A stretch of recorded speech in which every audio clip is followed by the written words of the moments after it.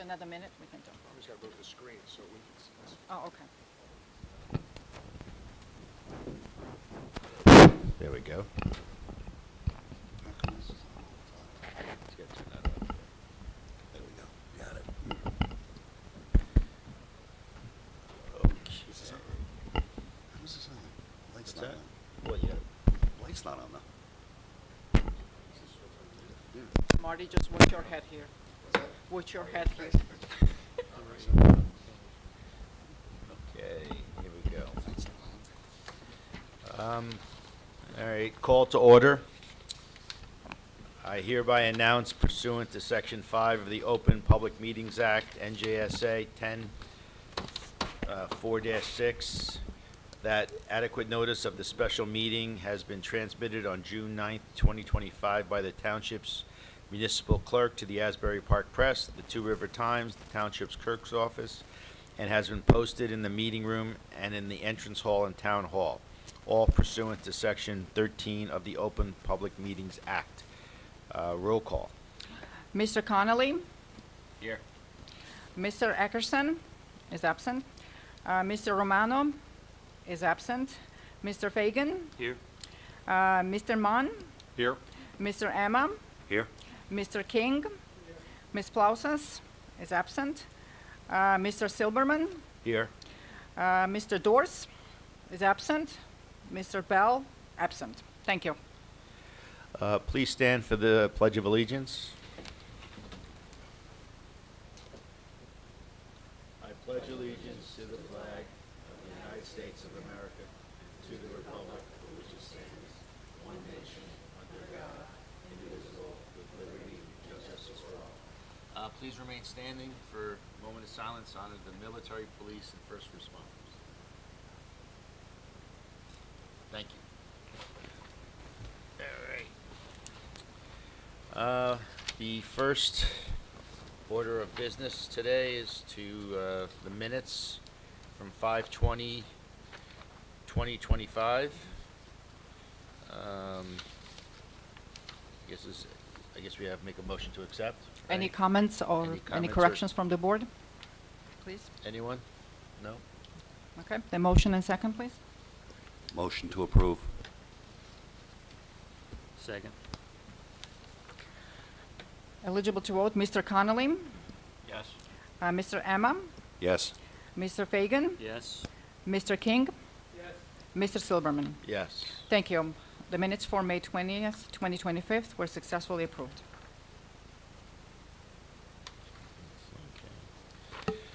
Okay, because we have Alan, town attorney, right, on the phone? Yes, Andy Barrett. Special attorney. Andy, right, sorry. We're gonna do the public hearing first, so we can get him off the phone, and then we'll work on the memorializing the resolution afterwards. So the public hearing is to hear public comment on the adoption of the township's fourth round housing element and fair share plan, which will amend the township's master plan.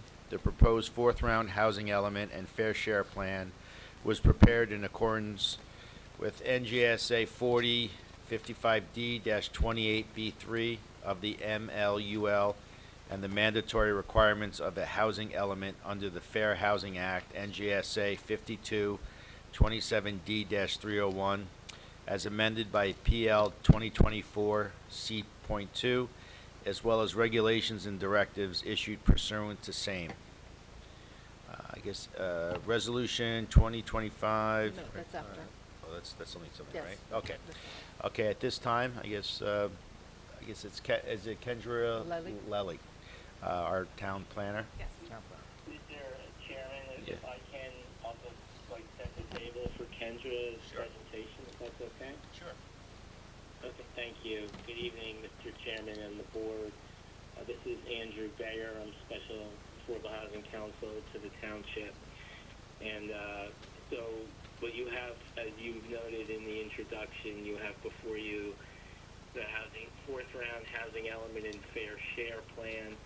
By way of extreme brief background, the legislature last year amended the Fair Housing Act and created a different process that through which the township went to get approval of its third round housing element and fair share plan. The third round was from 1999 to 2025. The township through July 1 of this year, so that's coming up, has a judgment of compliance and repose when the court approved the last round's plan, as I said, through July 1, 2025. The amended Fair Housing Act assigned affordable housing obligations to each municipality, including Homedale. In Homedale, the obligation as initially assigned was 133, and through the court and program process, the township objected to that assignment, and through a mediation process through the court, ultimately the township's fourth round obligation was determined to be 106 units, and that's for the time period 2025 to 2035. In working with Ms. Lealy and others in the township, the housing element has been prepared. The law provides that it has to be adopted by June 30th, which is why we're having the hearing this evening. And if this board approves it, and the township committee, which is scheduled to hear this tomorrow, endorses it, I would file those approvals with the court, and we would continue to be immune from builder's remedy litigation while the process continues. Following that, there's a 60-day comment objection period where an objector, property owner, developer, or fair share housing center can object to the township's plan, and then there's a process through the court and the program by which that gets heard. But for now, the most important step is hopefully board is satisfied and gets this plan approved, because we want to maintain that immunity from builder's remedy, which would, if a developer could sue us and have our zoning regulations, the township zoning regulations suspended, and hoist upon the township a development that the township doesn't want. And so with that, I'm going to turn it over to Kendra to go through the plan itself. Thank you. Yep. This is It's on. right? Okay. You just sorry. have to keep it close, too. Okay. So you just swear you in. Do you swear or affirm the testimony you're about to give this evening is the truth and nothing but the truth? Yes, I do. Again, my name is Kendra Lealy. I am the township planner. I was hired specifically to work on your housing element and fair share plan. I've also done some redevelopment work in the town. Just to give a quick background, I have over 30 years of experience as a township planner, as a municipal planner, as well as representing boards. I've specialized in affordable housing. Specifically over the last 15 years, have been found as an expert.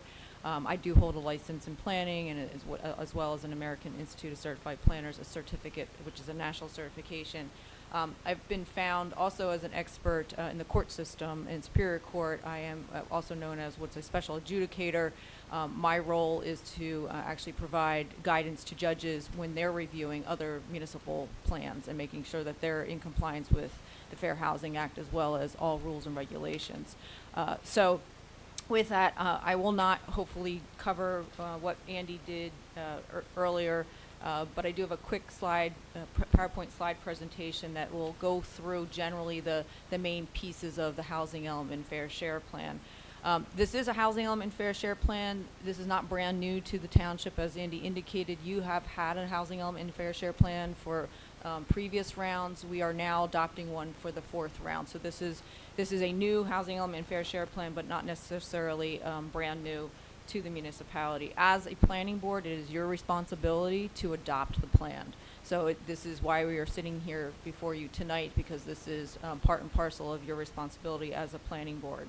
I want to go quickly through an overview of affordable housing as it relates to kind of the 30,000-foot view in the state of New Jersey. I'll talk about your obligation, which Andy mentioned briefly, the fair share plan that will satisfy that obligation. what the next steps are, and then it is a public hearing, so all master plan elements are open to the public for public comment and questions.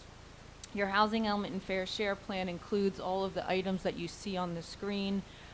There is an appendix to the housing element and fair share plan that includes, if you look at this as a clock, the items to at 9 o'clock and the items to 3 o'clock. Those items are all included in the appendix, and then the meat of the plan includes your obligation, consideration of lands for affordable housing, and how you're satisfying that obligation. It is a balancing test. Not test, but a balancing of sound planning versus meeting the obligation. So, as Andy indicated, myself, Andy, the township attorney, as well as a couple of members from the governing body, have met over the past 6 months. This is a very fast process. We just received our obligation by court in April. And we have to put basically a plan together for the next 10 years in a matter of a couple of months. And that's per the fair housing law. So we have spent some time to really figure out how we're going to meet the obligation with the least impact on the municipality. The first thing I always like to do is define affordable housing.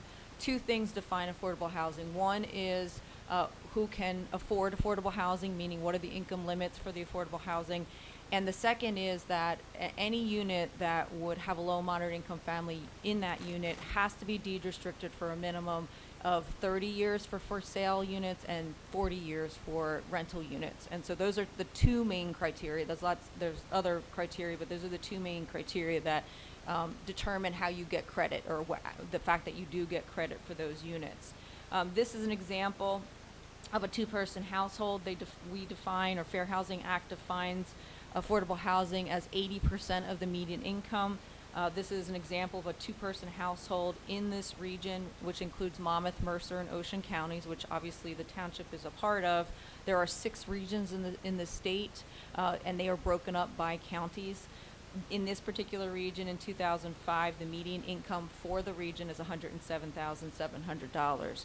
You take 80% of the median income, that's $86,000. Moderate to low is 86 to 53. 53 to 32 is low income, and then below 32,000 is very low income. So these are the income limitations that allow folks to qualify for affordable housing. I gave a bit about what is affordable to folks that make this low moderate income limits, and for sale home is $130,000 to $230,000 for low to moderate income households. This would be like a 2-bedroom house, and then $1,000 to $2,000 for rent for like a 2-bedroom apartment.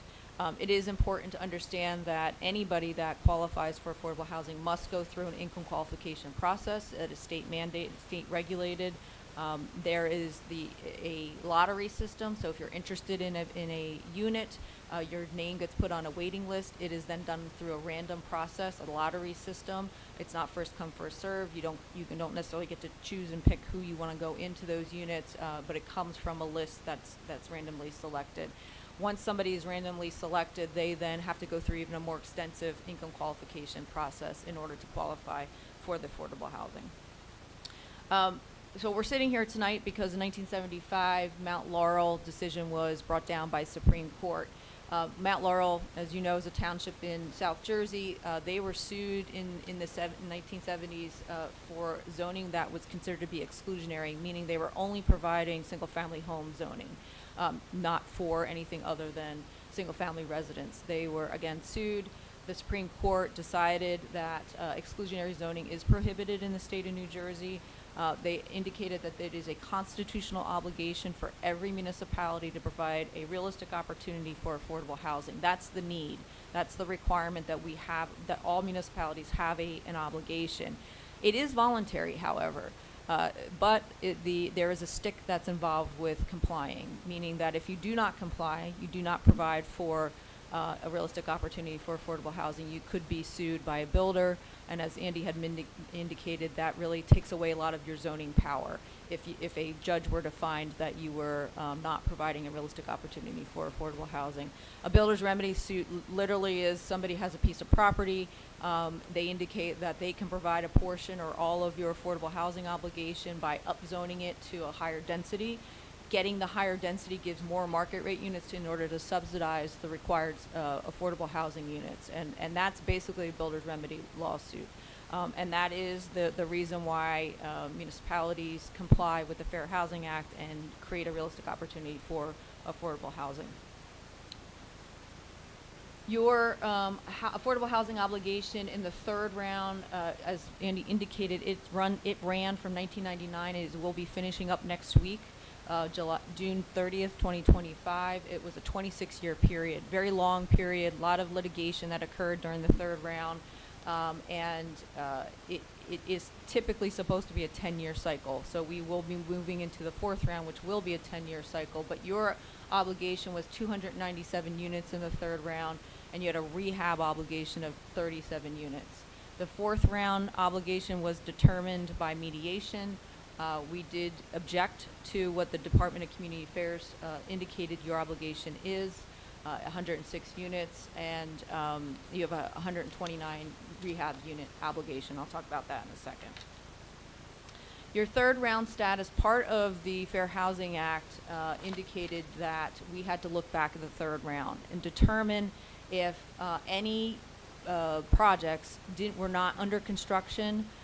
Did they still provide a realistic opportunity to be built in a short period of time? What I'd like to report to you is that out of the 223 units, only 31 units will not be built, and we have to basically make up for them in the fourth round. You had a surplus coming from the previous round before 1999 of 4 units. Currently, you have 76 units occupied, 12 are approved, and you had something called extension of controls of 100 units, which is substantial. Back in the third round, there were units that were coming due, meaning, if you remember, I indicated that there's deed restrictions placed on units for a minimum of 30 years. When they become due, you can re-extend those for another 30 years and get credit for existing units that you don't have to build, or a developer doesn't have to build in the town. So you're saving yourself a lot of units by doing extension of controls, and that you did that in the third round. However, there is one inclusionary site called the Route 35 inclusionary site that was supposed to be built. There was a developer's agreement with a developer. However, that person never came forward, and apparently they do not have interest in building that project. So we do have a deficit of 31 units moving into the fourth round. So your fourth round obligation, as I said, is 106, and we'll talk about that in a second. There is something called a rehab obligation, which you've always had, and that's basically a determination of units that are in potentially poor condition, or one major unit or major system in a dwelling is failing. The town creates a pot of money to provide for people who would meet the low and moderate income qualifications, have a house that's potentially having a major system failing. And an example of a major system is a roof that's leaking, structural issues, windows, electrical upgrades, that type of thing. And they can receive money via a lien on the property of a minimum of $10,000 to upgrade the house. That lien must stay on that house for 10 years. And once that 10 years is gone, it's basically a grant at that point. You had a very high rehab obligation. I haven't seen this in most of my towns, in any of my towns, where your rehab obligation actually exceeds the prospective need obligation. And so I was somewhat suspicious about that number. We can do something called a structural condition survey. So your construction code official went through town. Obviously, he's familiar with your town to really understand whether there are that many deficient units in the municipality, and he provided the structural conditions survey about a week ago. I do want to amend the plan to indicate that in the rehab obligation section of the plan, I had indicated that we were in the process of doing a structural condition survey. I will amend the plan tomorrow, but I want to put it on the record that we are claiming that there are only 4 units in the municipality that are in poor condition based upon that structural condition survey. In fact, and this is in the plan currently, three units were already upgraded and provided for, and you get credit for that. So you really only have 1 unit of rehab obligation for the next 10 years. I will amend the plan to indicate that. I will include the structural condition survey in the appendix as well to back up that information. The prospective need is 106. You actually have 128 units that will be going towards that. You get 26.5 bonus credits. You will have a surplus going into the 5th round. 5th round will begin in 10 years from now. And I know people always ask me, is that really going to happen? It's in the Fair Housing Act. The Fair Housing Act would have to be changed if we don't have a 5th round, but you have a surplus of units. That satisfaction of the 106 with 128 units includes 17 extension of controls. There are 17 units that will be coming due during the 4th round, and we will be attempting to extend those controls. The town now has to pay for those extensions, a minimum of $20,000 per unit to extend those controls, but we feel confident that we will be able to do that. Inclusionary senior units, this is the Vonage site redevelopment. We'll talk about that in a second. We are receiving 31 units of credit plus 15.5 bonus credits. Anytime you're redeveloping a commercial property, you now get what's called half bonus credits, up to a certain percentage of your total obligation. So we are able to take 15.5 bonus credits on that Vonage site, and then we are proposing a 100% affordable housing project. All the units, this is not inclusionary, all the units in this project will be affordable. You have had that in the past in the 3rd round, up to 80, that should say 80 units, not 80 bedrooms, but 80 units, and you will get 11 bonus credits. You get full bonus credits for 100% affordable housing projects. So the first one is the Vonage site, or it's also known as the CHA, 23 Main Street LLC, total of 46.5 credits. This is a senior housing development. I know you all are familiar with this because the redevelopment plan was adopted last year. 299 total units. This is on 87 acres, and if you were to actually do the math, it winds out to be about 3.4 units per acre. Very, very, very low density. This will include for sale apartments, for sale townhouses, rental apartments, and assisted living bedrooms, and you can see the distribution of the units there. Because there is a limit as to the number of units you can take credit for senior units, it's 30% of your overall obligation. We can only take credit for 31 of the 48 units that will be provided for in this development. Those additional units are part of the surplus that will go to the 5th round. Again, 15.5 bonus credits, as this is a redevelopment of an existing commercial property, and we know that the redevelopment plan was adopted. There are 4 main pieces that when we put a project into a plan that we have to prove that it is suitable, meaning it has access to appropriate roads, it has compatible uses surrounding it, it's developable, it has sewer and water. In this particular instance, we know there's an on-site wastewater treatment plant, and it's approvable, meaning that there's at this point a redevelopment plan has been adopted, and they must provide for, when they come to you for site plan approval, which I believe that they're very close to getting a submission to you. They have to still provide for all the outside agency approvals, so it's still considered to be approvable, that they can get those outside agency approvals, and available just basically means that they have control of the property. What happens if they come and those plans aren't adopted? What happens to those 31 units? We have to make those 31 units up if that is not approved? So similar to, let me back up. If they decide to walk away from the project and not even come before you, it would be a similar situation that we would have to make up for those credits.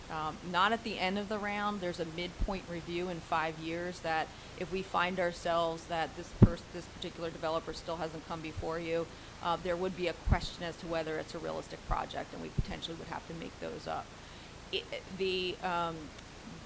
because it's part of the fair share plan, this particular project, and it's part of a redevelopment plan, and that redevelopment plan sets forth what that project is supposed to look like.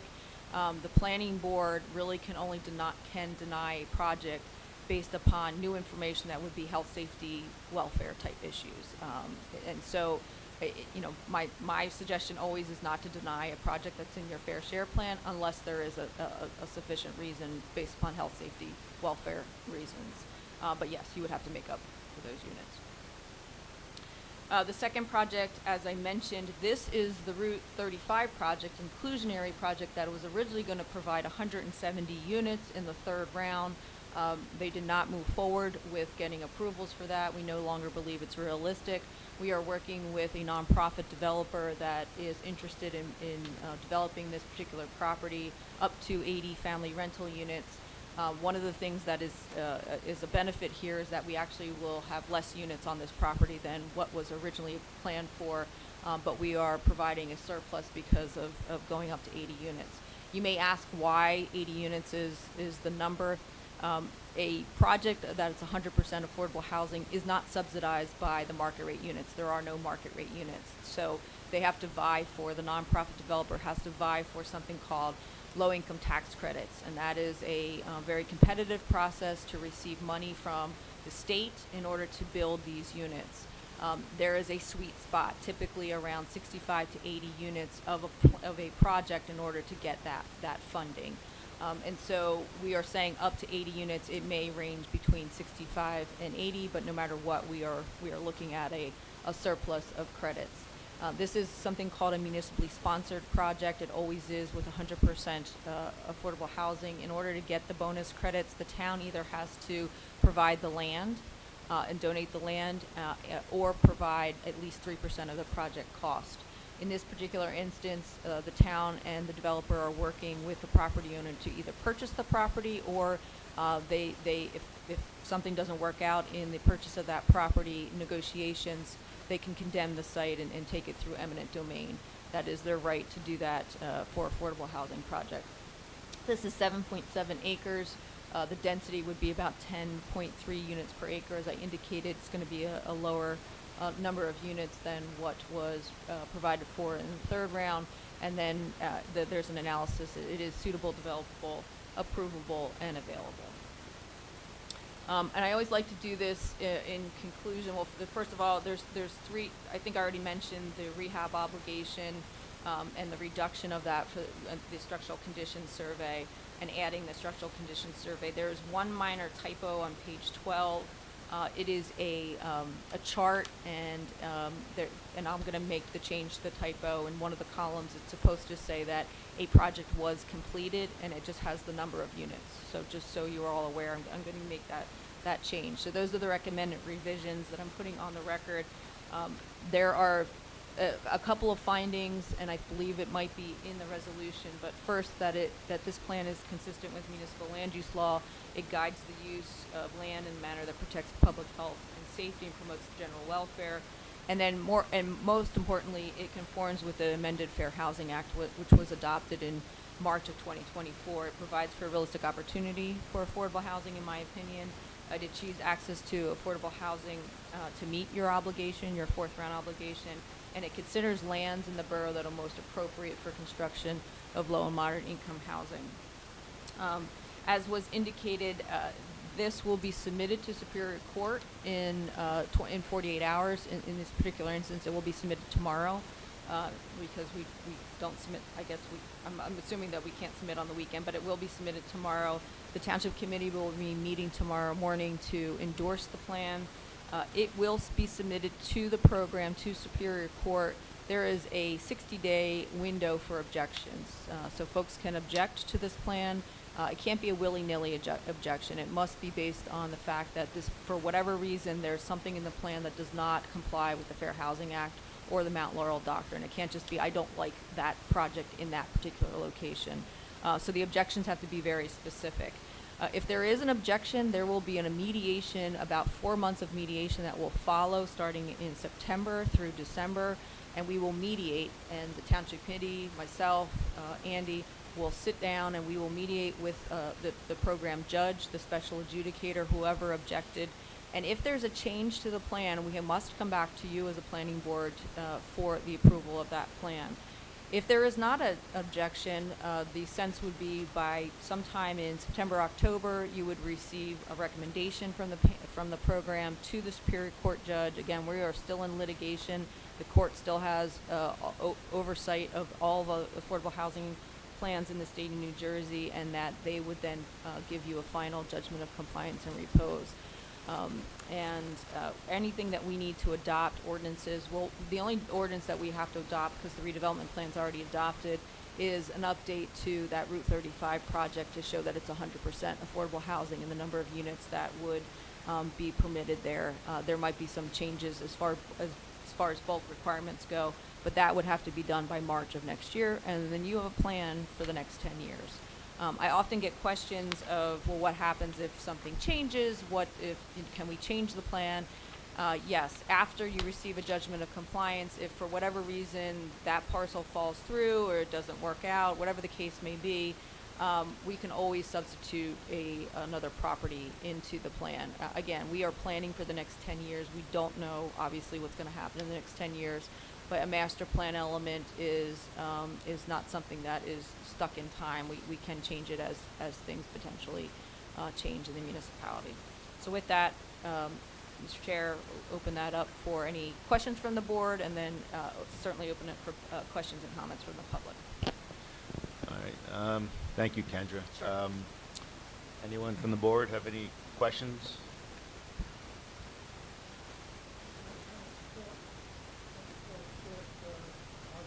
Fourth round. Project. Mhm. You have in there a concept for development of the Vantage property, right? Correct. Now, as a board member, if I vote for this, am I voting for that No. concept? So that is the concept plan that you saw in the appendix is a part of the redevelopment plan. That is a concept plan that was attached to the redevelopment plan, that they must comply substantially with that concept plan. Your vote tonight is on the housing element and fair share plan. They will be coming to you separately for a site plan application that will deal with the site layout. You're welcome. Right, so we're just voting on basically the number of units. Right? The number, well, Right. you're basing on the two projects for the most part. These are the two projects that are satisfying your obligation for the fourth round. Let's make sure Andy's still on the phone. Yeah, Andy, you're still there, right?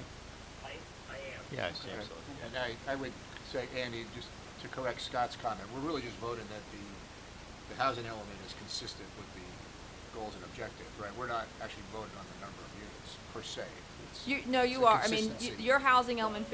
Oh, go ahead, Andy. Sorry. Go ahead. Yeah, no, Kendra has the answer too. You know, the board, the plan, the housing element is the township's affordable housing strategy. The committee had accepted by resolution the 106 unit obligation, and then this plan is the affordable housing mechanism by which the township, in this case, proceeds with, the obligation.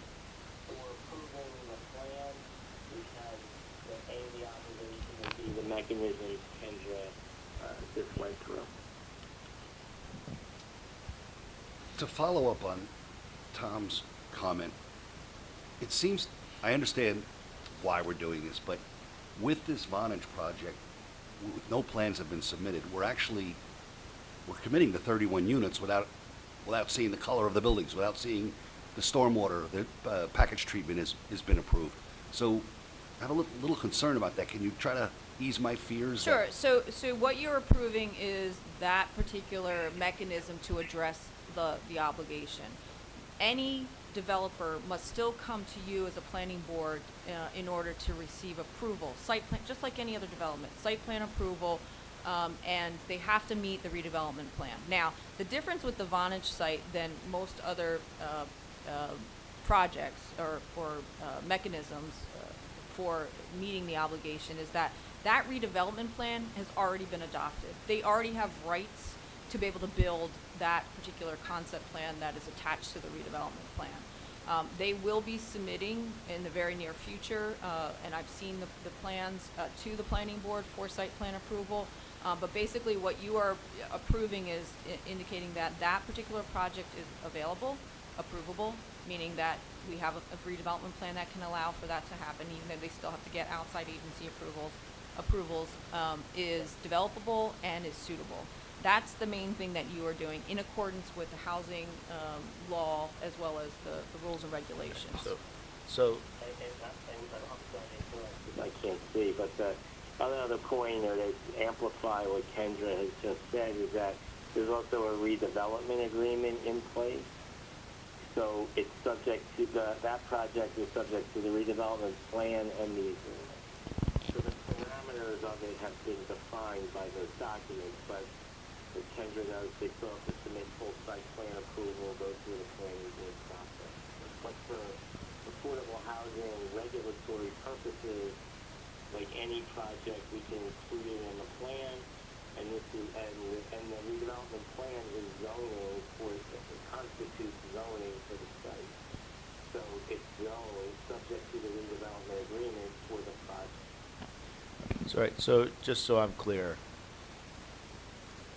this is just a procedural thing, basically, right? Because we talked about this last time, that everything's been prepared by you and voted on with the town council and everything else, and we really are going to either say, yay, let's just move forward, and if we say nay, well, then we got problems, because we got no choice, because then we're what do you call it, the builder's remedy. Correct. Is the only option. So it's got nothing to do with the vonage or anything else at this particular time, just whether we say yes to this document or we say no. And if we say no, it's Yeah, I mean, you as a planning board, think about all the other elements you have in your master plan. This is one of them. You have a land use plan element that you've adopted. You have a circulation plan that you've adopted. You've adopted a housing element and fair share plan for the third round that set forth all of those projects. Think of this as the first step for those projects to come to fruition. You have to at least adopt it as part of your master plan, which that's what you're doing. You have to adopt it because you have an obligation per the Fair Housing Act in order to adopt it. And once it's adopted, then the zoning is in place. The redevelopment plan is zoning, as Andy mentioned. It's already in place, so that was kind of put before this was put in place. But that being said, they still must come to you for those individual site plan approvals. Yes, there is a huge risk if you don't adopt this plan. That huge risk is that you could be sued tomorrow if you don't adopt the plan by a builder. And I will tell you that there are lots of people looking for lots of properties in order to develop at densities that would blow your mind, and much more than 3.4 units an acre. And so my opinion is that it would be a huge risk not to adopt the plan. But the concept plan has already been adopted, so in Correct. essence, the board is being not held hostage, but we actually have the pressure to approve not the concept plans, but the actual plans for the development. It's 1/3 of the total number. Yep. So doesn't that put, I don't want to say undue pressure on this board to approve whatever plans they put forth? No, not necessarily. I mean, those plans, there's a two-step process for the plans that will be submitted to you. The first part is that it has to be consistent with the redevelopment plan. As the redevelopment planner, the one that wrote the plan and then has been working with the developer as well as the township, I reviewed these plans as they've come to me in a site plan format. That was the first step. The township committee will have to say that it's consistent with the redevelopment plan, meaning that what they're submitting meets all those regulations in that redevelopment plan, and it is substantially consistent with the concept plan. They have to, however, still come to you. The detail that I look at is not the detail that your board planner or your board engineer is going to look at. Stormwater management, wastewater flows, grading, plantings, architectural. All we're really doing is signing off on the number of units. Yeah. Everything else has still got to be done. It's just the number of Pretty units. much, Right. yeah. It's the big picture. But there's the pressure to approve because it's Well, they 1/3 already of the got number. But they already They No, have they their- already have the concept. They have a- approval. No, They- they have a Yeah. concept. Yeah, they have a zoning in place. Yeah. So just like any other project that would come before you, you have to review it as relates to the zoning that allows Yeah. for that use to be in front of you. It's the same process. So we're basically doing this to shield ourselves from builder's remedy, correct? That's right. Yeah, and I mean, that's the risk that you want to avert, but the other thing is that you're creating a plan that provides for, in my opinion, the least number of market rate units in order to satisfy the obligation. And so that's, that's always the balance. How do you do it with sound planning? You have this obligation, you can't get away from the obligation necessarily, but you're creating a realistic opportunity for affordable housing to occur in the next 10 years. And just one follow-up. So if the Vonage site were to fall through for whatever reason, does that open us back up to No. builder's remedy? So by having this in place, it shields us from builder's remedy at any site in the future? Yes, correct. So you are shielded from builder's remedy. Again, there will be a time frame in the next, let's say, 5 years. Although the Vonage site's a little different because you do have a redevelopment agreement. They have to produce something within a certain period of time per that redeveloper's agreement. If they do not do that, they would be in violation, and either the town can find a different redeveloper for that project, or we would then look to another project altogether. Well, it's like the same as 35, right? Because that was Correct. same premise. Yep. That now it's really where we need to do this just to avoid the builder's remedy. It's the one. It's Right, one of the and just to things. sort of keep going and keep it in. And to produce units. I mean, you have produced units from the third round. You will continue to produce affordable housing units, and again, trying to do it in such a way that it reduces any major impacts, negative impacts on additional market rate units that would be had. And we felt like these two projects. This would do keeps that. it in with some control with us. If Correct. we don't, then we have You almost lose zero control. control. Yeah. That's really what we're voting on. So, right, am I not stating that correctly?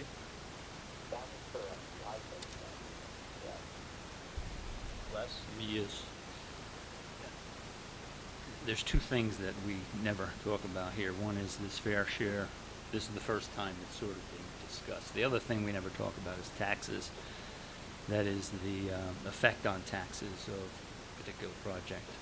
So I have a couple questions about this affordable housing obligation. So we're in the fourth round now. The third round lasted 26 years. Was that by design? No. It was supposed to be 10 years? It was supposed to be a 10-year period. The Council on Affordable Housing, which was an administrative body, that was the main reviewer of plans, the main entity that created the obligations as well as the rules and regulations, had tried to pass third-round rules for many, many years. And for political reasons, they couldn't do it. They got sued several times by Fair Share Housing Center, by the developers, and it took that long in order to get to 2015 when the Supreme Court basically said, you haven't done your job, you are what's called moribund, you're not allowed to provide oversight of affordable housing projects, we are sending it to the court system will now take over your job. So from 2015 to now, it's been in court litigation, and we spent probably the first 5 years of that 2015 to 2025 arguing about obligations. So literally, you all implemented a plan for the third round like 2-3 years ago, and now we're redoing it. We're now doing another plan for the next 10 years. So no, that was not done by design. So I don't know what the Fair Housing Act actually says, but is the idea that this continues every 10 years, and Homedale and every other town is going to be assigned An obligation. so it just doesn't seem, so in essence, there's no end to this. And how does it? How would, right now it's from the court. So how is that sort of, at some point you run out of land, don't you? Yeah, you do. I mean, at some point, and I did do this analysis for your town to look to see if you would be considered a vacant land town, that you didn't have enough vacant land left to meet your obligation. It's possible in the fifth round that you may not have vacant land to meet your full obligation, and we would do what's called a downward adjustment of the obligation. Who knows what happens in the next 10 years? Again, the Fair Housing Act is the Fair Housing Act. Laws can be changed. The Constitution, however, would have to be changed to remove having each town provide a realistic opportunity for affordable housing. That's always gonna remain in place. It's just how you get it done is gonna be based upon that Fair Housing Act or that law. A couple things. There was one where something ran out, and then what? The town is going to subsidize for 30 to 40 more years. Yeah, deed restrictions, This so. is affordable housing. I guess it's Hidden Woods and Palmer Square. Correct. So the affordability controls are going to be extended for at least 40 years beyond the original expiration date. Correct. When was the original expiration date? Like now? No, it ranges in the next 10 years. So I believe I'll have to look. It shows it in the spending plan, although I don't think the spending plan's attached in the appendix. But I believe it's in the 30s, somewhere like 30, 32, 33, somewhere in there. So what are the monies? I'm talking about the town, the builder, and the occupant. What are these? Are we paying somebody's taxes? We're No. giving them free taxes? Nope. We're giving them a rent subsidy? What Nope. is that about? So these are for sale homes. You extend the controls, you give them a subsidy to extend those controls, and that goes a deed restriction on the particular unit for the next 40 years. The money that we provide to incentivize somebody to extend those controls comes from your Affordable Housing Trust Fund. The township has a very, very healthy trust fund. The trust fund is funded by what's called development fees. Those development fees come from residential improvements or new builds, as well as non-residential improvements and new builds. There's an assessed value of a development fee, affordable housing development fee, that goes into this pot. I feel like I just did your spending plan. You're probably having at least a balance of $12 million over the next 10 years. Well, let's just take one example. Sure. Hidden Woods, one unit in Hidden Woods. What's the mechanism for them? You've got a family living there. Is the family paying taxes? Yes, Are they paying rent or they own the house? they own the house. Okay, so they own the house. They bought the house, what, at an under market value? They bought it at a low and moderate income value, as an affordable housing value. And the builder was recompensed. The builder was. No, the builder provided the affordable housing because they got additional market rate Okay. units to subsidize the affordable. So the family bought it. Let's just say market value was 500,000. They got it for 300,000. So there's no money involved here. So what? They're prohibited from selling it at market rate when they want to move. Correct. And there's some formula that says what? It's a gradual decrease, or it's a set? It depends on the deed restriction, and I don't know enough about what those deed restrictions say, but essentially the ability to sell the house is you can only sell it at an affordable level. The town would then deed restrict it again for 30 years. So as they change into another family buys it, they have to qualify as a low and moderate income household. But where is money exchanged? So the people sell the home. Let's say they could have sold it for 500,000, but in fact they're selling it for 400,000. How is money involved? Why is the township, and who are they giving the money to?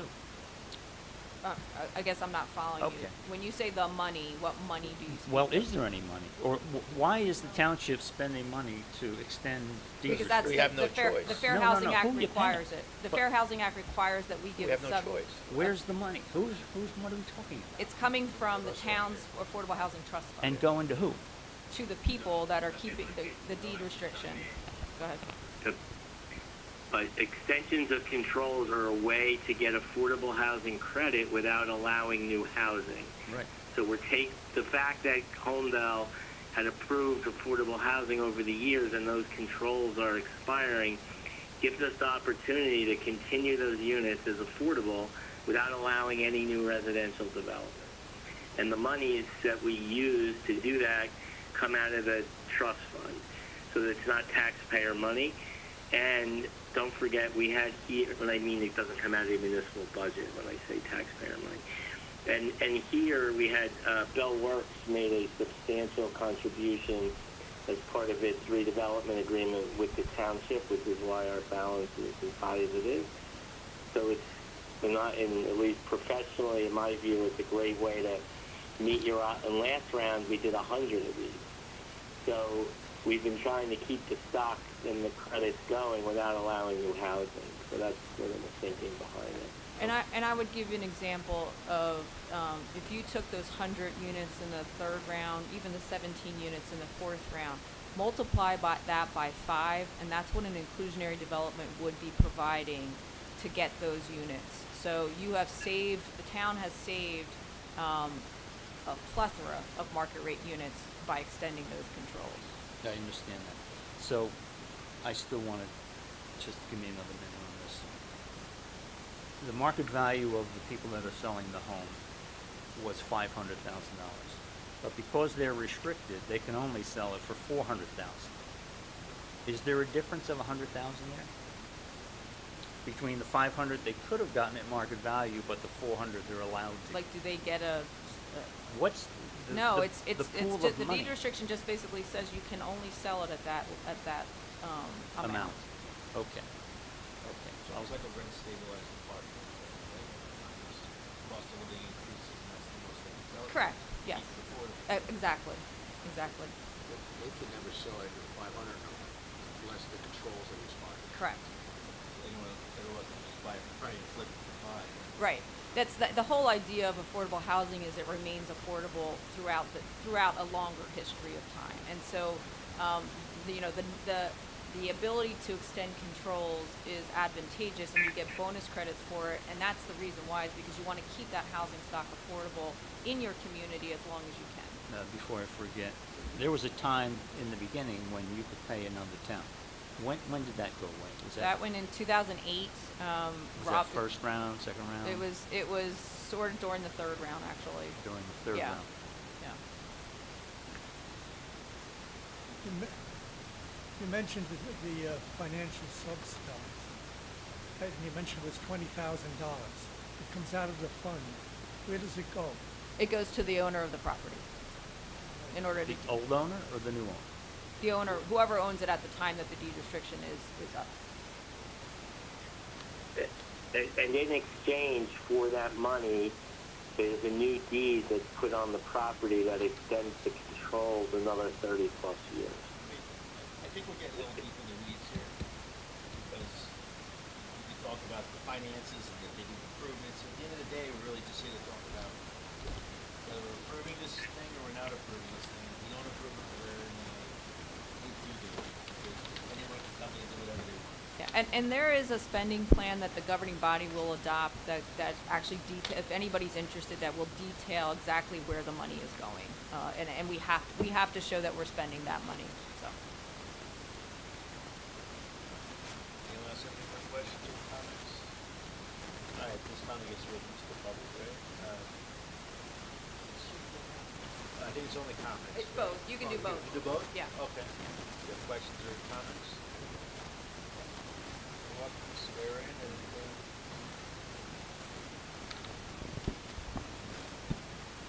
You swear or affirm the testimony you're about to give is the truth and nothing but the truth? Okay, just state your full name and address for the record. Patrick Trisquita, 56 Line Road. I reviewed the plan by Senator. I think it's an excellent plan for the fourth round. I like how we have a surplus for the first 3 rounds. Homedale has always been ahead of itself in affordable housing, and I think this round we're in excellent position because of 2 projects. The CHA project at Bonnet. Bonnet is a dormant site. It's going to be revived into a really nice senior complex. And it also gives us many credits towards the affordable housing for the fourth round. That's Part A. Part B is on Route 35.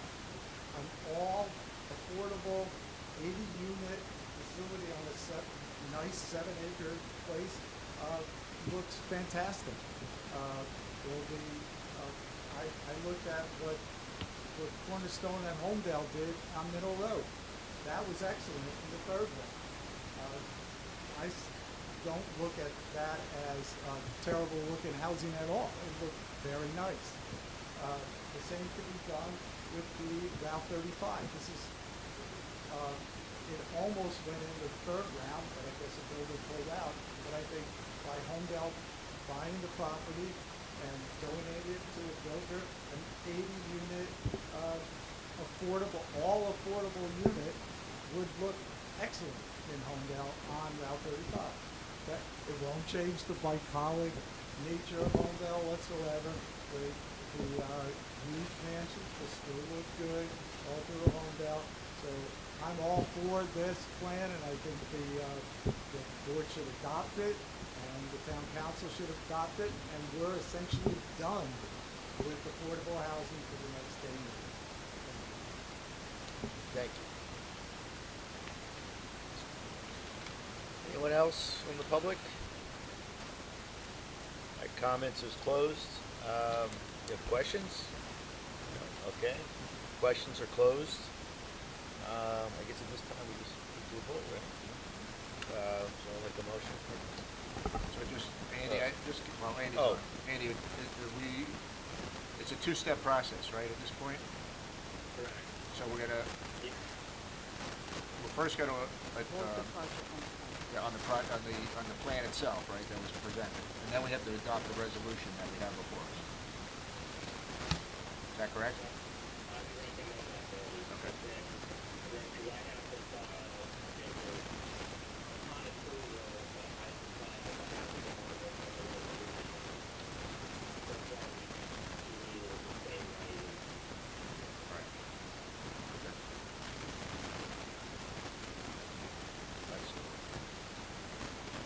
Motion and second to approve the report. Second. Mr. Connolly, Yes. Mr. Fagan, Yes. Mr. Mon, Yes. Mr. Emma, Yes. Mr. King, and Mr. Silverman. Yes. Thank you. Okay, Andy, thank you for your time. And then we need a motion. to Oh, approve we need the a motion. resolution. Oh, sorry. Motion to approve the resolution. Someone? No motion again? Mr. King seconds. Thank you. Mr. Connolly, Yes. Mr. Fagan, Yes. Mr. Mon, Yes. Mr. Emma, Yes. Mr. King, and Mr. Silverman. Yes. Thank you. Now, Now, all right. All right, well, we got one more thing on the agenda, but Andy, thank you for your time. Unless you have something else to add, I'm just gonna hang up on you. thanks, Andy. Thanks, Thank you, Ken. All right, and finally, we have the memorialization resolutions. Resolution PB 2025-04, Celebrity School Child Care Center, 2137 Route 35, Block 58, lots 3134. Preliminary final major site plan. The applicant is seeking preliminary and final major site plan approval to renovate a portion of the existing three-story building for a child care center. The proposed child care center will be located on the first floor and will occupy approximately 12,000 square feet within the existing three-story building. Just make a motion to accept. Yeah, and so this was circulated to our professionals and the applicant's counsel. There was a couple minor comments. I think actually the version you got was the final version, and it's all the conditions that we had set forth at the hearing. So we just need unless there's any comments, a motion to approve. Motion to approve. Second. Eligible to vote on this resolution, Mr. Emma, Yes. Mr. Fagan, Yes. Mr. King, Mr. Silverman. Yes. Thank you. The resolution was successfully approved. Okay, so with that being said, there's no professional reports. So thank you, everyone. Meeting is adjourned. Motion and second to adjourn. Oh, sorry. Got ahead of myself. Second.